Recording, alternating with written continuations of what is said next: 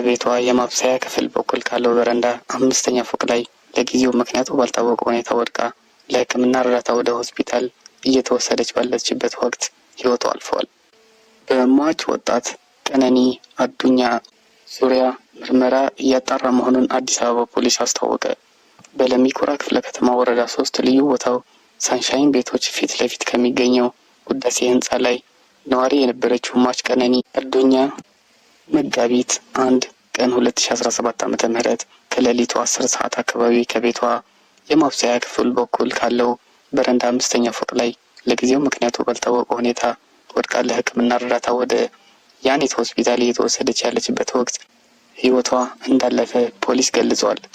የአዲስ አበባ ፖሊስ መረጃ ከወሰደው በኋላ የምርመራ ቡድን በማዋቀርና ቦታው ድረስ በመሄድ ተገቢውን የቴክኒክና የታክቲክ መረጃውን እያሰበሰበ መሆኑን የሟችንም የአስክሬንን ወደ ዳግማዊ ምኒልክ ሆስፒታል ለተጨማሪ ምርመራ እንዲሄድ ማድረጉን አመልክቷል።